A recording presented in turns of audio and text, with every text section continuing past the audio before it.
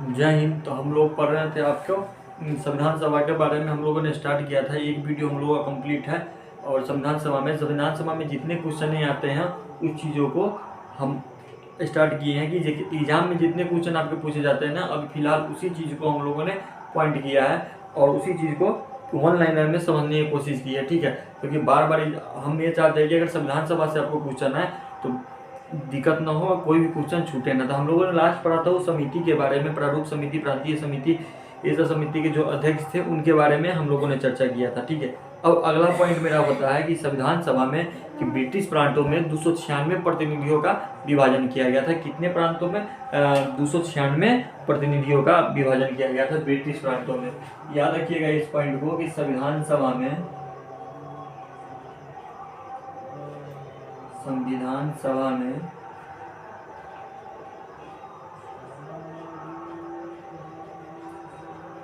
British प्रांतों को तो में 296 प्रतिनिधियों का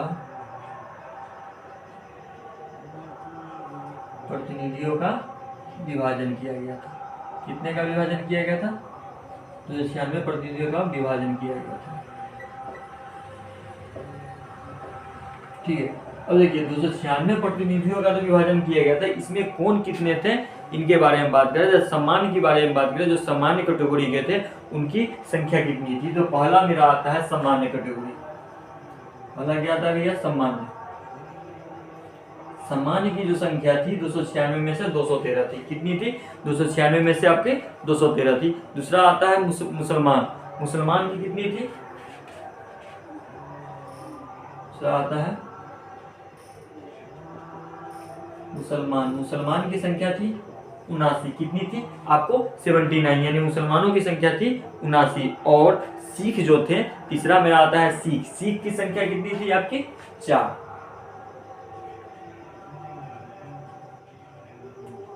सिख की जो संख्या थी वो कितनी थी? 4। देखिए संविधान सभा ब्रिटिश प्रांतों में 296 प्रतिनिधियों का विभाजन किया गया। 296 सीटें मान लीजिए, तो सीटें थी तो उसमें सामान्य की कितनी थी? 213। मुसलमान की कितनी थी? 79। और सिख की कितनी थी? 4। इस तरह से आपके संविधान सभा की जो प्रतिनिधि थी उनका विभाजन किया गया। अब संविधान सभा में बात करें तो अनुसूचित जनजाति की संख्या कितनी थी? ये क्वेश्चन बार बार आता है कि संविधान सभा में अनुसूचित जनजाति की संख्या कितनी थी। तो बात करें संविधान सभा में अनुसूचित जनजाति की संख्या, संविधान सभा में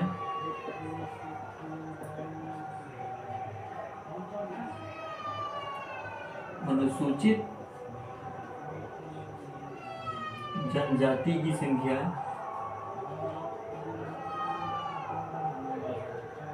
याद रखिएगा, संविधान सभा में अनुसूचित जनजाति की संख्या 33 थी। कितनी थी आपकी? 33 थी। ये याद रखिएगा, क्वेश्चन बार बार पूछा जाता है कि संविधान सभा में अनुसूचित जनजाति की संख्या कितनी थी आपकी? 33 थी। अब बात करें तो महिला के सदस्यों की संख्या कितनी थी? संविधान सभा में जो महिला सदस्यों की संख्या थी तो वो सदस्यों की संख्या कितनी थी?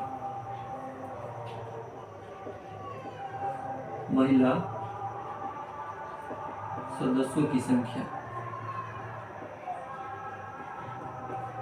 सदस्यों की संख्या कितनी थी भैया?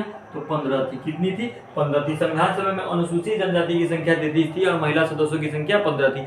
अब बात करते हैं महिला सदस्यों की। 15 सदस्यों की संख्या, जो 15 सदस्य थे आपकी महिला की, उनके बारे में बात करें, क्योंकि बहुत बार क्वेश्चन पूछा भी गया है। तो आपके 4 ऑप्शन दे देते हैं, उसमें से एक ऑप्शन रहता है महिला सदस्यों की संख्या की, जो हम लोग नहीं पढ़ पाते हैं और नहीं क्वेश्चनों को जवाब दे पाते हैं। तो बात करें महिला सदस्यों की संख्या, 15 सदस्य का मैं नाम लिखूंगा, उनको बारे में उसको याद नहीं करना, उसको सिर्फ समझना है और उसको सिर्फ देखना है। तो बात करें तो 15 सदस्यों की संख्या आपको हम बताते हैं। ठीक है, तो 15 सदस्यों की संख्या थी महिला सदस्यों की संख्या।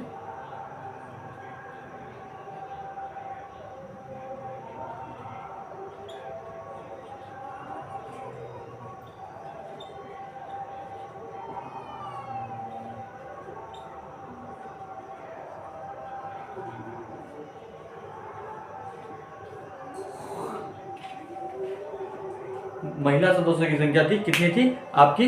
15 थी। 15 में से पहला जो मेरा आता है नाम, पहला मेरा नाम आता है अम्मू स्वामीनाथन का। पहला जो आता है मेरा नाम महिला सदस्यों की संख्या की अम्मू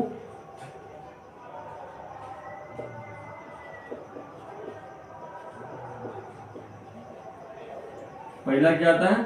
अम्मू स्वामीनाथन। ठीक है, अब बात करें दूसरी सदस्यों की संख्या की। दूसरा मेरा नाम आता है आपका एनी मस्करनी। क्या नाम आता है आपका? एनी मस्करनी, मस्करीन, एनी मस्करीन।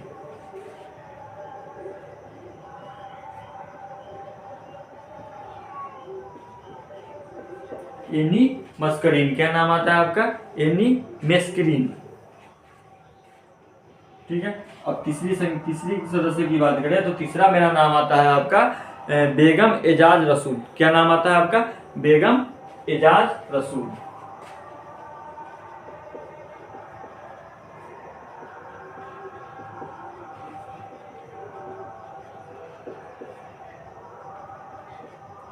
बेगम एजाज रसूल। ठीक है, अब चौथे की बात करें तो तीन हो गया। ये चौथा मेरा नाम आता है आपका कि दक्षिणी, चौथा मेरा नाम आता है आपका दक्षिणी बेलाटून। क्या नाम आता है? दक्षिणी बेलाटून।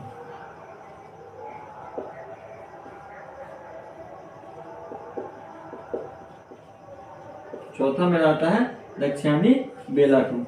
और पांचवें की बात करें, पांचवा महिला सदस्यों की संख्या की तो जी दुर्गाबाई। पांचवा मेरा नाम आता है क्या? जी दुर्गाबाई।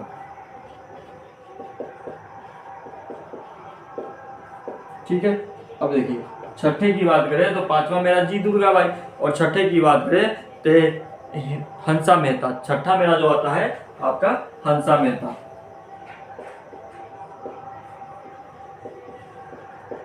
छठा मेरा आता है हंसा मेहता। अब सातवें की बात करें तो सातवां मेरा जो आता है वो आता है आपका कमला चौधरी। कौन सा? क्या नाम आता है आपका? सातवां कमला चौधरी।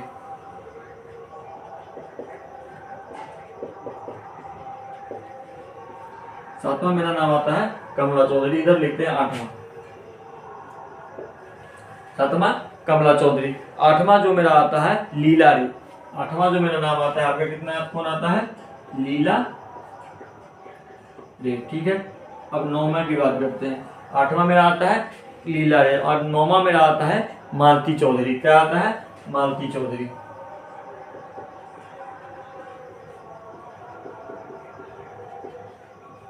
मालती चौधरी। ठीक है, अब 10वीं की बात करें। नौवां मेरा मालती चौधरी, 10वां मेरा आता है रेणुका राय। 10वां मेरा क्या आता है? रेणुका राय।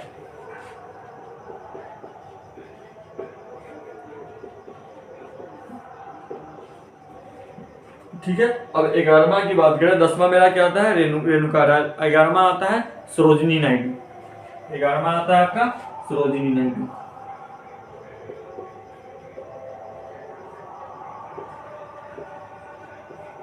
ठीक है, अब 12 नंबर की बात करें। 11वां मेरा सरोजिनी नायडू। 12 नंबर की बात करें तो राजकुमारी अमृत कौर। क्या नाम आता है? राजकुमारी अमृत कौर।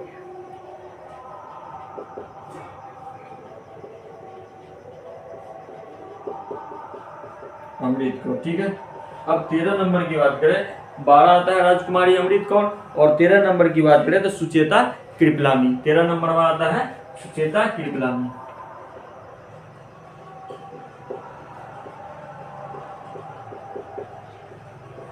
ठीक है, अब 14 नंबर की बात करते हैं तो 14 नंबर मेरा आता है आपका 14 नंबर में आता है आपका विजया लक्ष्मी पंडित। 14 नंबर में आता है आपका विजया लक्ष्मी पंडित।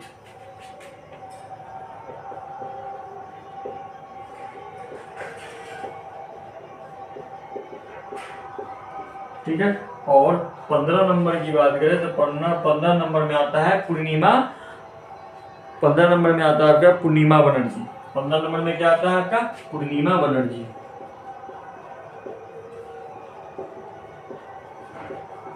ठीक है, देखिए ये 15 सदस्यों की संख्या थी। जो महिला में हमारे 15 सदस्य थे इनका नाम था। ये चीजों को बार बार एग्जाम में बहुत बार पूछा गया है। अगर पूछा भी जाए तो थोड़ा लेवल हार्ड करते तो पूछा जाए तो आप आसानी से बता सकते हैं कि क्योंकि आपको 15 सदस्य ऑप्शन 4 दे देगा, इसमें से कि कोई एक नाम दे देगा तो वहां पर आप आराम से बता सकते हैं। क्योंकि मैं पहले ही बताया हूँ, वीडियोस के पहले ही बोला हूँ कि मैं ऐसे क्वेश्चनों को लेके आया हूँ जो आपके एग्जाम में बार बार पूछे जाते हैं। अगर संविधान सभा से अगर क्वेश्चन आए तो ये वीडियो जरूर देखिएगा, एक भी क्वेश्चन आपको नहीं छूटने वाला है, क्योंकि मैं एक एक पॉइंट को, एक एक चीज को बहुत ही बेहतर ढंग से बताने का प्रयास किया हूँ, समझाने का प्रयास किया हूँ। एक बार इस चीजों को समझते हैं, ठीक है। चीजों को समझना क्या है कि संविधान सभा में जो ब्रिटिश प्रांत थे उनमें 296 प्रतिनिधियों का विभाजन किया गया था। याद रखिएगा कि संविधान सभा में ब्रिटिश प्रांत में कितने प्रतिनिधियों का विभाजन किया गया था, तो आपको 296 प्रतिनिधियों का विभाजन किया गया। इस 296 में आपका सामान्य की संख्या कितनी थी, 213 थी। मुसलमानों की संख्या कितनी थी, 79 थी। और सिख की संख्या कितनी थी, 4 थी, ठीक है, ये याद रखिएगा। और बात करते हैं आगे की, तो संविधान सभा में अनुसूचित जनजातियों की संख्या कितनी थी, अनुसूचित जनजाति की संख्या कितनी थी, आपकी 33 थी, ठीक है। और महिला सदस्यों की संख्या कितनी थी, तो महिला सदस्यों की संख्या 15 थी। याद रखिएगा, ये भी पूछा गया है क्वेश्चन की संविधान सभा में महिला सदस्यों की संख्या कितनी थी, तो 15 थी, ठीक है। और संविधान सभा में अनुसूचित जनजाति की संख्या कितनी थी, तो आपकी 33 थी, ठीक है। अब 15 सदस्यों की संख्या के नाम की बात करते हैं, तो पहला नाम आता है अम्मू स्वामीनाथन का, दूसरा आता है एनी मेस्करिन का, तीसरा मेरा आता है बेगम एजाज रसूल का, चौथा मेरा आता है दक्षिणी बेलाटून का, ठीक है।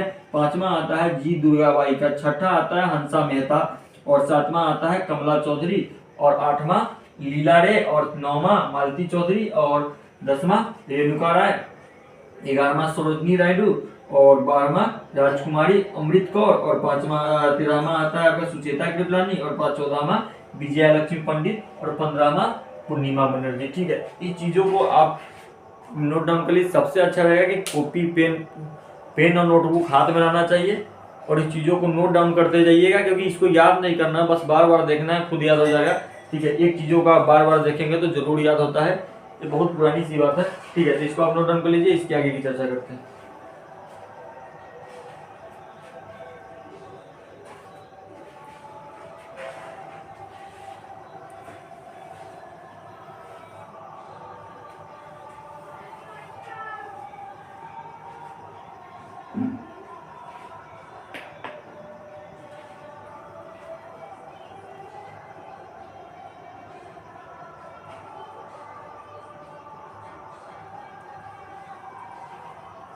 चलिए इसके आगे की देखते हैं।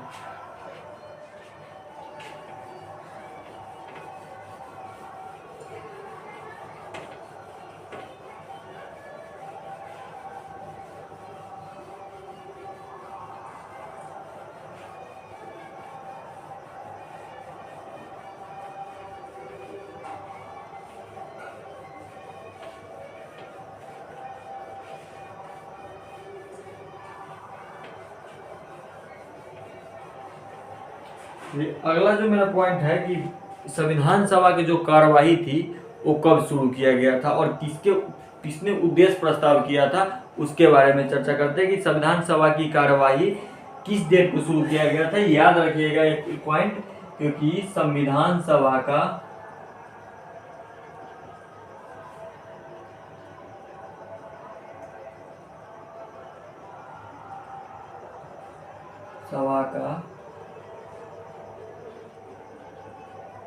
कार्यवाही 13 दिसंबर,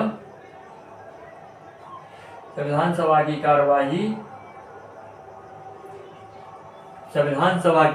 कार्यवाही, आपको 13 दिसंबर 1946 को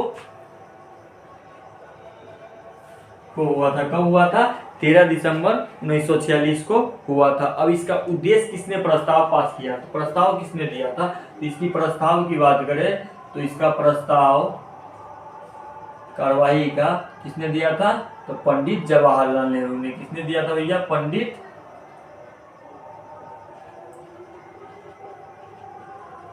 जवाहरलाल नेहरू ने ये प्रस्ताव रखा था कि संविधान सभा की कार्यवाही का। तो डेट कितना है, 13 दिसंबर 1946। किसने प्रस्ताव दिया था, तो पंडित जवाहरलाल नेहरू। और 22 जनवरी 1946 को उद्देश्य को स्वीकृत किया गया। याद रखिएगा इस डेट को कि 12 जनवरी 1947 को उद्देश्य को स्वीकृत किया गया था।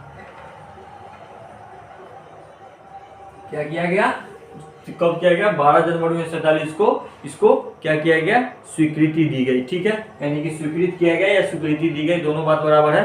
ठीक है, जब ये स्वीकृति दी गई तो इसके बाद अनेक समिति का गठन हुआ। ठीक है, उस समिति की चर्चा करते हैं। यहाँ से क्वेश्चन बहुत बनते हैं कि जब स्वीकृति दी गई तो अनेक समिति का गठन हुआ।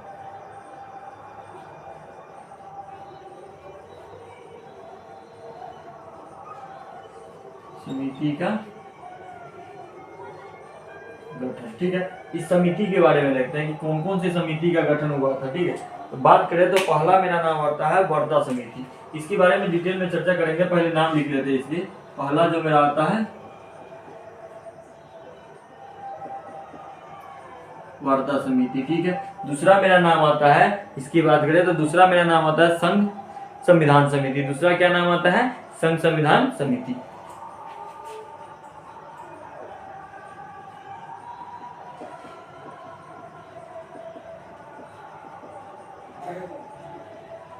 संघ संविधान समिति।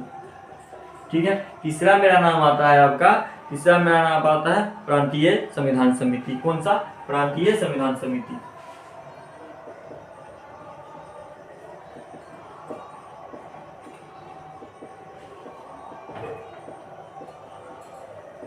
प्रांतीय संविधान समिति। ठीक है, चौथा मेरा नाम आता है आपका कि चौथा मेरा आता है संघ शक्ति समिति। कौन सा, संघ शक्ति समिति।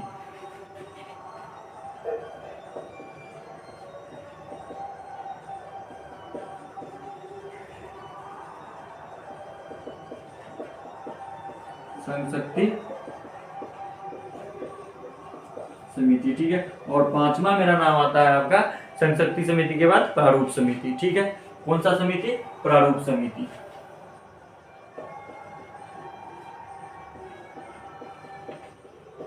ठीक है, जब ये उद्देश्य प्रस्ताव हुआ 12 जनवरी 1947 को, तो उसके बाद इस 5 समितियों का आपका गठन किया गया। कौन कौन सा, वर्धा समिति, संघ संविधान समिति, प्रांतीय समिति, प्रांतीय संविधान समिति, संघ शक्ति समिति और प्रारूप समिति। इस चीजों को, इस 5 समिति का गठन किया गया। लेकिन बात करें तो प्रारूप समिति का गठन कब हुआ था, ये क्वेश्चन बनता है कि प्रारूप समिति का गठन कब हुआ था।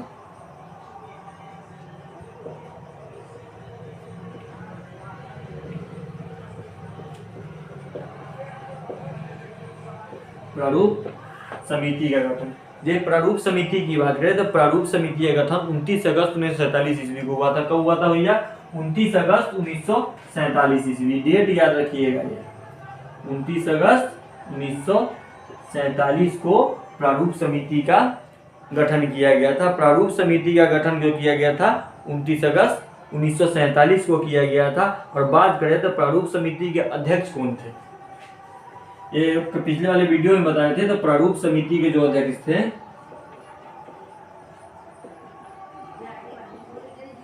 प्रारूप समिति का अध्यक्ष कौन थे, तो भीमराव अंबेडकर थे। कौन थे, भीमराव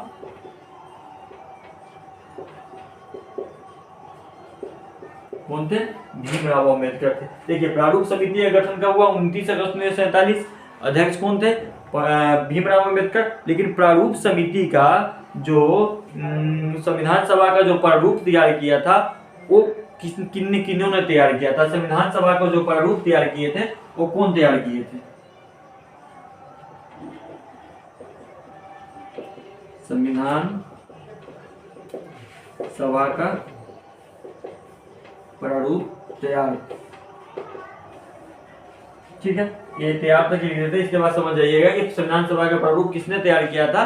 तो प्रारूप संविधान सभा का जो प्रारूप तैयार किया था, BN राव द्वारा तैयार किया गया था। किसके द्वारा तैयार किया गया था, BN राव द्वारा तैयार किया गया था। इस चीज को याद रखिएगा कि BN राव द्वारा आपका संविधान सभा का प्रारूप को तैयार किया गया था। ठीक है, इस चीजों को समझ गए। अब बात करते हैं इसके आगे का।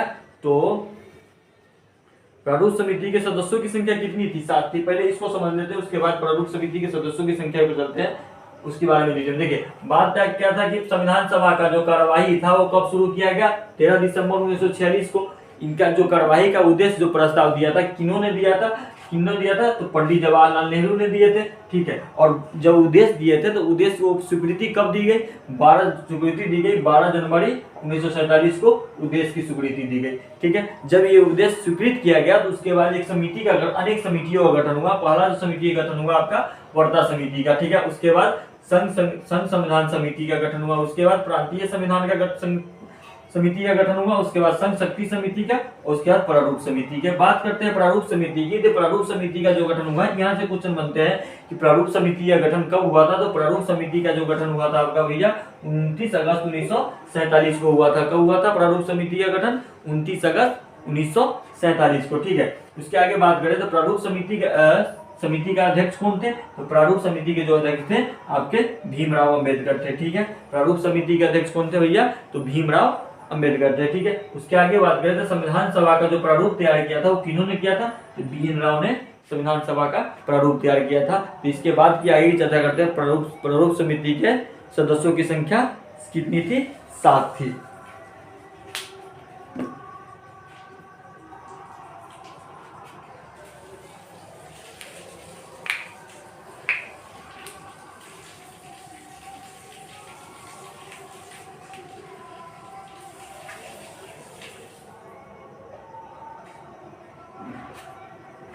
ठीक है, चलिए आगे इसकी चर्चा करते हैं। प्रारूप समिति के सदस्यों की संख्या 7 के बारे में।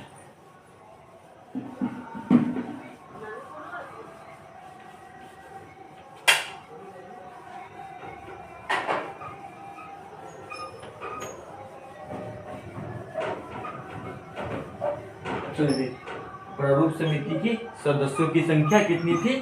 7 थी। यहाँ से भी क्वेश्चन बनता है कि प्रारूप समिति की सदस्यों की संख्या कितनी थी? तो भैया 7 थी।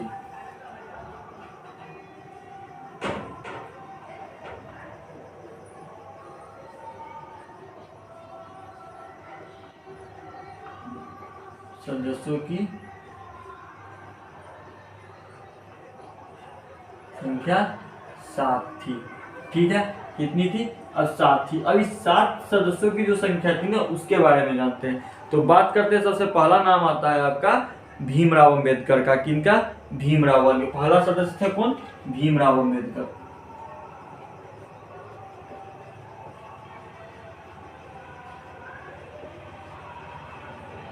ठीक है। ये क्या थे? ये अध्यक्ष थे। किनके? प्रारूप समिति के। क्या थे भैया? ये अध्यक्ष थे। किनके? प्रारूप समिति के। कौन? तो भीमराव अंबेडकर आपके अध्यक्ष थे प्रारूप समिति के। दूसरा नाम आता है एन गोपाल स्वामी अय्यर का। क्या नाम आता है?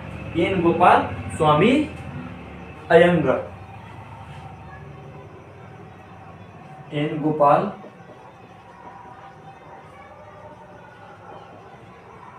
स्वामी अयंगर का नाम आता है, ठीक है। अब तीसरी बात करें, एन गोपाल स्वामी अयंगर के तीसरी बात करें तो तीसरा नाम आता है अलादी कृष्णा स्वामी अय्यर। क्या नाम आता है? अलादी कृष्णा स्वामी अय्यर। अलादी कृष्णा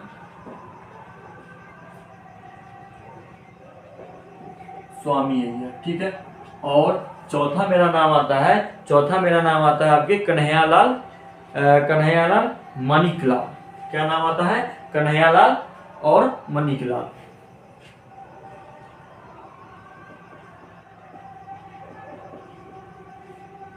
कन्हैयालाल और मानिकलाल, ठीक है।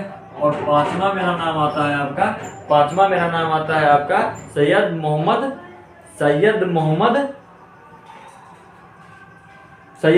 का। क्या नाम आता है आपका? सैयद मोहम्मद सादुल्ला। क्या नाम आता है? सैयद मोहम्मद सादुल्ला।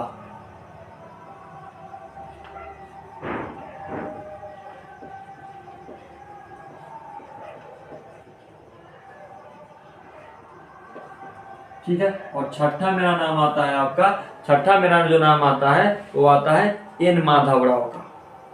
एन माधवराव का,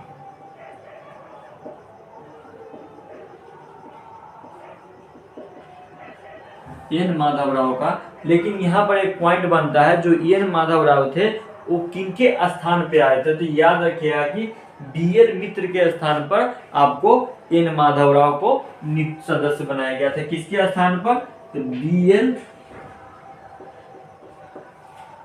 मित्र के स्थान पर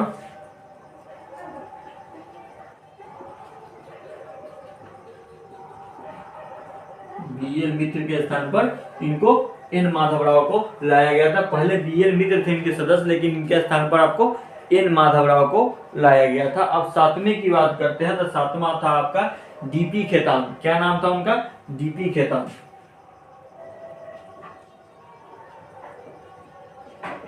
डीपी खेतान। लेकिन डीपी खेतान की बात करते हैं तो डीपी खेतान की मृत्यु 1948 ईस्वी में हो गई थी। इनकी मृत्यु कब हो गई, 1948 में।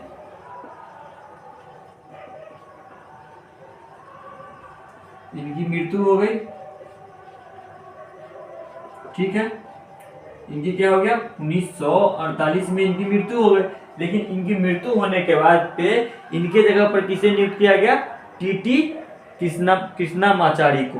किसको, टीटी कृष्णामाचारी को सदस्य बनाया गया, ठीक है। इनके स्थान पे इनकी मृत्यु होने के बाद आपको 1948 में जब इनकी मृत्यु हो गई तो उनको टीटी, उसके बाद टीटी कृष्णामाचारी को सदस्य बनाया गया, ठीक है। इस चीजों के समझ गए। तो अब बात करते हैं अगले 2 पॉइंट की, कि संविधान सभा में जो पहला निर्वाचन अंबेडकर का हुआ था ना, तो याद रखिएगा जो पहली बार जो निर्वाचन था वो बंगाल का था, ठीक है। संविधान सभा में पहला अंबेडकर का पहला निर्वाचन, संविधान सभा में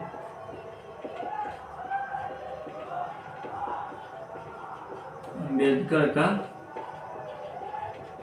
पहला निर्वाचन कहां से हुआ था, याद रखिएगा। तो पहला निर्वाचन हुआ था आपका बंगाल से। कहां से हुआ था, बंगाल से। लेकिन देश बंटवारा होने के बाद इनका निर्वाचन कहां से हुआ, तो बॉम्बे से हुआ। याद रखिएगा कि देश बंटवारा के बाद,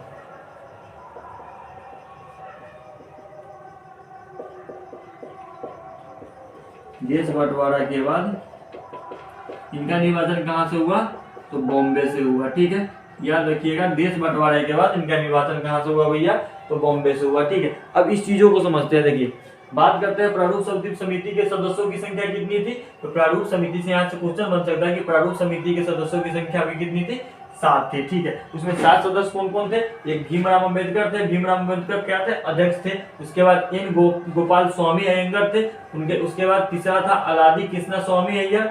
चौथा था मेरा कन्हैयालाल मणिकलाल। पांचवा था सैयद मोहम्मद सादुल्ला। और छठा था मेरा एन माधवराव। लेकिन एन माधवराव किनके जगह पर सदस्य बने थे, बीएल मित्र के स्थान पर आपको सदस्य बने थे। कौन, तो एन माधवराव। लेकिन बात करते हैं सातवां का डीपी खेतान। डीपी खेतान जो थे इनके सदस्य, ये प्रारूप समिति के सदस्य थे, लेकिन इनकी मृत्यु 1948 ईस्वी में हो जाती है। तो 48 जब इनकी मृत्यु होती है तो इनकी मृत्यु कितनी में, 1948। याद रखिएगा डीपी खेतान की मृत्यु 1948 ईस्वी में होती है, ठीक है। इनके जगह पर किसे नियुक्त किया जाता है, सदस्य बनाया जाता है, टीटी कृष्णामाचारी को सदस्य बनाया जाता है, ठीक है। अब बात करते हैं संविधान सभा में। संविधान सभा में अंबेडकर का पहला निर्वाचन कहां से हुआ था, ये क्वेश्चन बना है एक बार, बहुत बार बना है कि संविधान सभा में अंबेडकर का पहला निर्वाचन कहां से हुआ था, तो बंगाल से हुआ था, ठीक है। लेकिन देश बंटवारा के बाद उनका निर्वाचन कहां से हुआ, तो बॉम्बे से हुआ, ठीक है। इस चीजों को समझ गए।